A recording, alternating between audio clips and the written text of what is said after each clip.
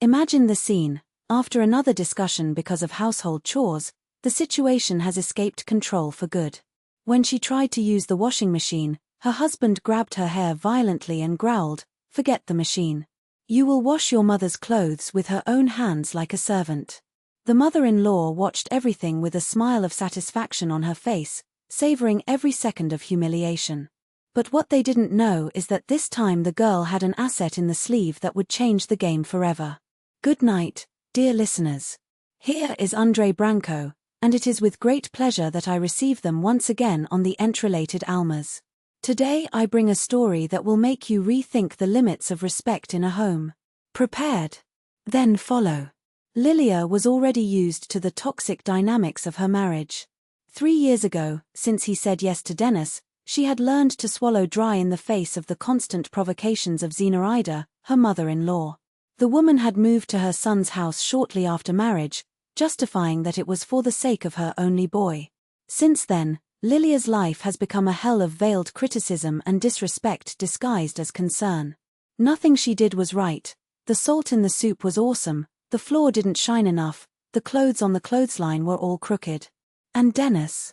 Always on her mother's side, like a loyal soldier, repeating the mantra that mother knows better whenever her wife dared to complain. That fateful day Lilia came home exhausted. He had spent hours standing at the hospital, where he worked as a nurse, dealing with pain and stress of others. What awaited you? A mountain of dirty clothes clutching the bathroom and mother-in-law with that air of superiority that was already disgusting it. Dennis said, "You will wash my things," Zenaida announced, throwing some more silk blouses on the pile, as if they were crowns to be washed by a commoner. "And beware, they are very expensive pieces." Lilia, who had learned to choose her battles for years, just nodded. He carried the clothes, put the soap and pressed the machine button. That's when the mother-in-law shouted, "Stop right now. What do you think you're doing?" "Washing, as you asked," she replied confused. "My delicate skin can't stand machine. I have allergy to these chemicals and centrifugation." "Dennis!" shouted the woman, calling her son as a reinforcement. Her husband appeared with an ugly face, and Lilia knew, the day, which was already bad, was about to become a nightmare. "Mom says you want to ruin her clothes," Dennis started, with that condescending tone he wore when he explained obvious things for a dumb child. "I'm just washing the machine, as I always do," tried to argue Lilia. "Don't be smart. If Mom said it's to hand wash, then it's by hand. She has sensitive skin." Something within Lilia boiled.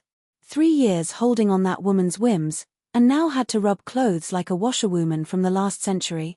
"Dennis, this is absurd. The machine has delicate mode. Shut up," he exploded, grabbing his hair tightly.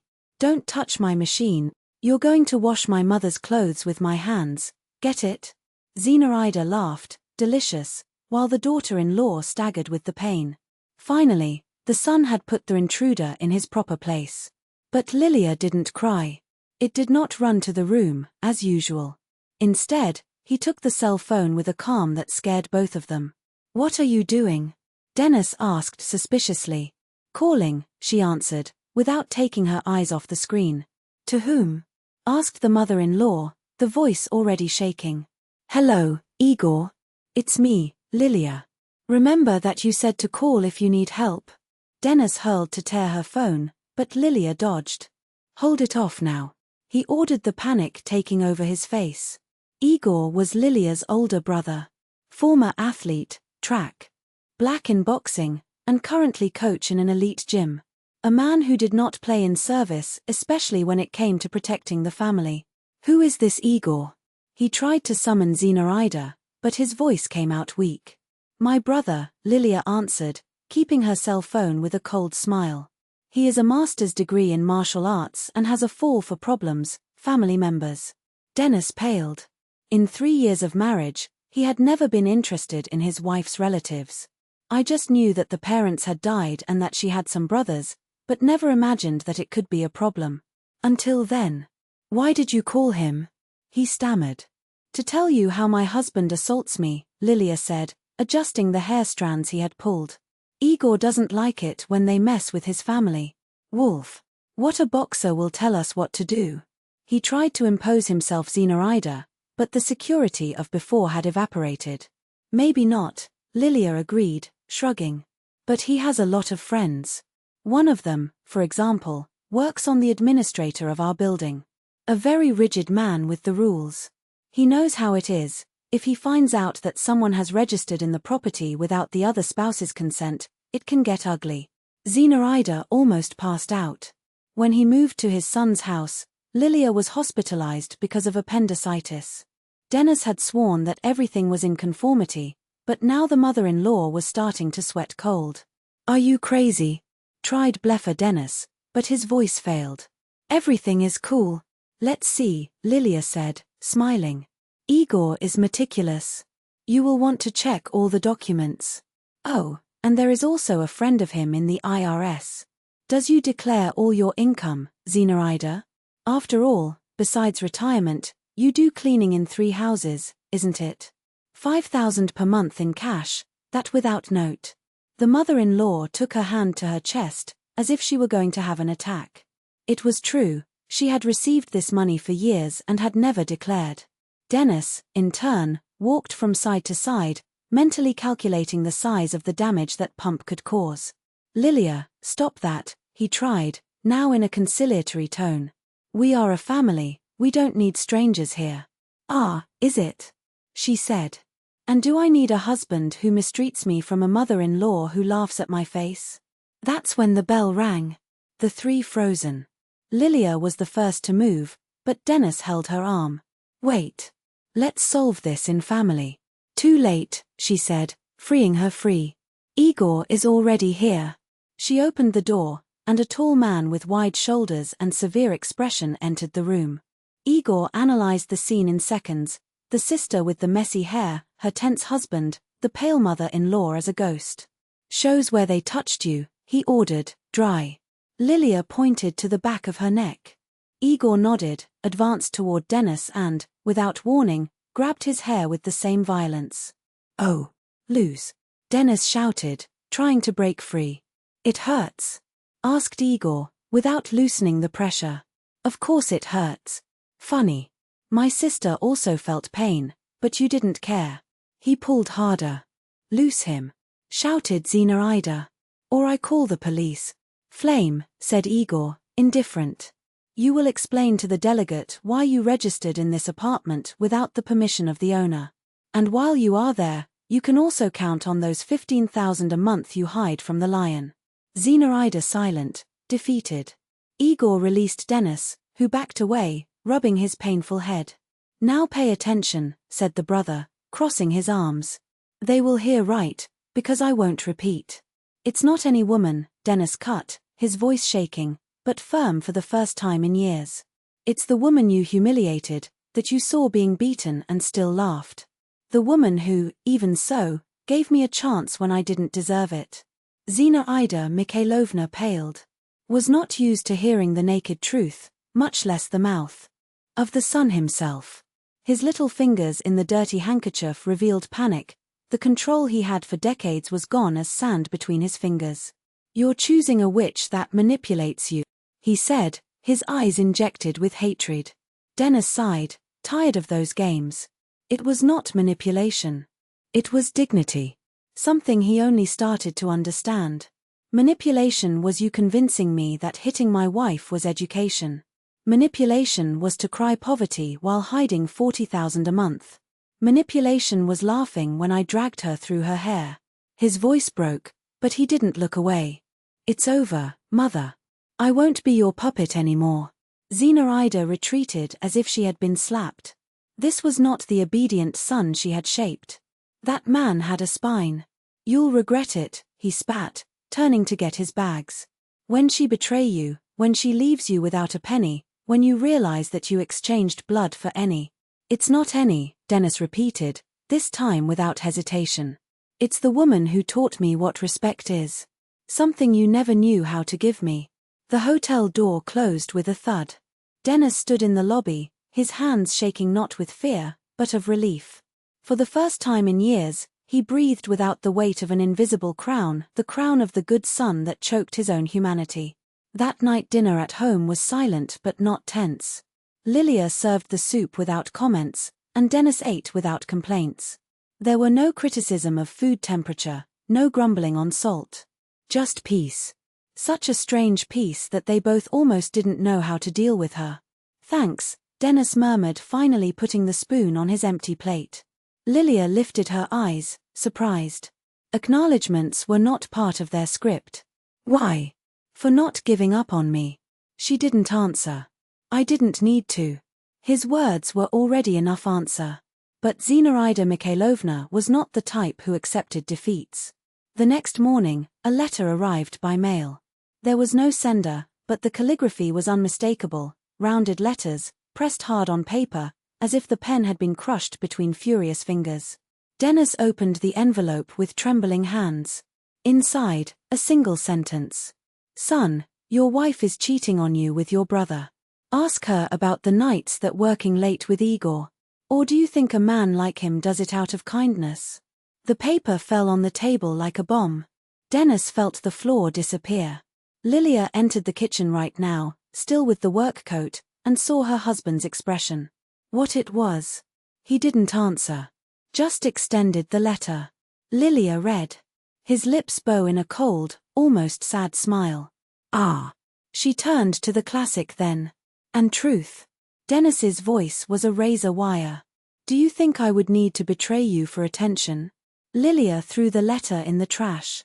"Or that Igor, who hates you for hitting me, would get his hands dirty with his wife?" Dennis wanted to believe her. But the doubt had already been planted. "Then prove." Lilia took the cell phone. Down a number. Answered on the first call. "Igor. It is me. I need you to come here now. A break." "No, it's not an emergency. It's just for you to explain to your brother-in-law how our work nights really are." She hung up and looked at Dennis, her eyes shining with a mixture of anger and pity. "You will hear the truth. All of it. And then it will decide, believe me, or the woman who spent her whole life poisoning you. She'll drop you at the first opportunity, and Mom, you only have one." Zinaida Mikhailovna's voice trembled, but her eyes burned with the same conviction as usual. "If she leaves you, it's because you didn't know how to be a good husband." Dennis did not answer. "I didn't need to." The silence that settled among them was more eloquent than any word. Zinaida felt the blow like a knife. The son, his unconditional ally, had chosen side. And it wasn't hers. 2 years passed.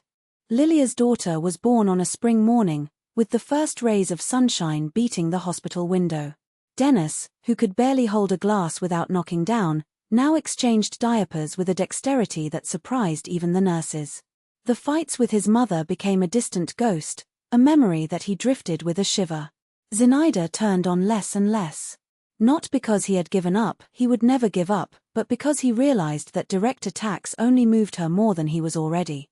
Sometimes she appeared in town without warning. He was with Dennis in discreet cafes, where Lilia would never put his feet. "When am I going to meet my granddaughter?" he asked, with a smile trying to disguise anxiety. "When you apologize to Lilia," he said without hesitation. "Sorry? Why? I didn't do anything wrong. You laughed when I beat my wife. This is rotten, Mother. There is no excuse. Silly. Between husband and wife, these things happen." "No. They don't happen. Never." The conversation always ended there in a dead end. Zinaida refused to admit guilt, and Dennis no longer had patience for maternal whims. Until, on the girl's first birthday, Lilia gave way. Not for weakness, but by strategy. "Let's find her." "On neutral ground," said Dennis while his daughter played on the floor with a teddy bear. "But if she takes a fake step, never again." The park was full of kids running, laughing that cut the fresh air of the afternoon. Zinaida arrived with a huge package, her eyes glazed on her granddaughter even before greeting her parents. "How beautiful!" exclaimed, extending his hands. "The whole family of the father, all." "The whole mother's family," Lilia corrected, with a firmness that left no replicas. Zinaida swallowed hard, but did not argue. For the first time, the fear of losing something, someone, was stronger than pride. He played with the child, made grimaces, let the little one pull his grey hair without a complaint. It was genuine. Even Lilia, who watched her suspiciously, realized that woman loved her granddaughter. I really loved it. Lilia. Zenaida took a deep breath, her handy hands. We can't forget the old offenses. For the child? We can, Lilia answered, crossing her arms. When you apologize for what you did. I did nothing. He did. And you know exactly what. The tension had come back, dense like a mist. Lilia got up, took her daughter on her lap and walked away without looking back. Zenaida stood, watching the cloud silhouette distance himself, and for the first time in his life he felt the bitter taste of defeat. It was not a lost battle. It was the war. A year later, fate threw his cards. The doctors were straightforward. Zenaida's heart would not stand much more without surgery. An operation expensive. Urgent. Dennis was divided between loyalty to the mother and the cruel reality of the bank accounts. I didn't have the money. There was no way to get it. It was Lilia who broke the impasse. I'll get a loan, he announced, while his daughter slept in the next room. Dennis stared at her, stunned. You don't have to. I need, yes. But with a condition. He already knew what it was. Your mother will apologize. Publicly. For humiliation, for the laughs, for everything. No excuses, no money. Dennis swallowed hard. I knew it was fair. I also knew I was asking for the impossible. But the fear of death is a relentless master. The meeting took place in the same apartment where, 3 years earlier, the world of Lilia had collapsed. This time, however, she was not alone. Beside her, Dennis kept his fists clenched, but the upright posture. Across the table, Zenaida looked like a shadow of what it was, the bowed shoulders, the deepest wrinkles, the eyes without the challenging shine of yore. Beside her, Igor and his wife watched in still. This mandatory witnesses of that reckoning. Lilia. Zenaida's voice failed. She tried again. I was wrong. I shouldn't have laughed when when he beat me, Lilia added cold. Zenaida nodded, the tears dripping without control. I shouldn't have rejoiced with your suffering. I shouldn't have encouraged my son to treat you like this. A hiccup shook her. I'm very sorry. For all. Lilia observed her for long seconds, seeking any sign of falsehood. Did not find. There was only a broken woman, not for the disease, but for the weight of her own choices. I accept your apologies, he said finally, extending his hand. The next day they went to the bank. The loan was approved. The surgery, a success. Zenaida returned to transformed Tver. No more the matriarch who dictated rules, but a woman who, for the first time, had understood the cost of her battles. It only turned on special dates.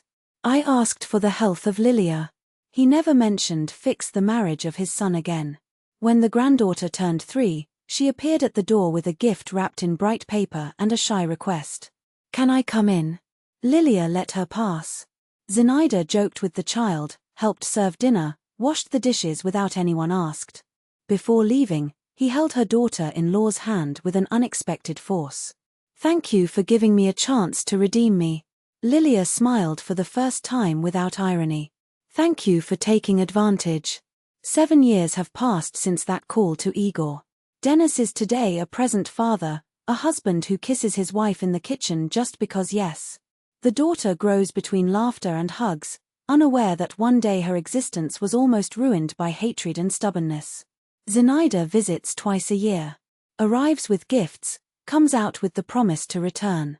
Sometimes, while helping to peel potatoes, it looks at Lilia with a glow in the eyes that is no longer challenge but gratitude. And Igor, this one, does not lose the chance to poke the brother-in-law. So, do you still be itching on the scalp? Dennis Cora shakes his head. Not of shame, but of relief. Because he knows that that day Lilia could have turned her back and moved on. Instead, she chose to stay. Chose to fight. He chose to save him.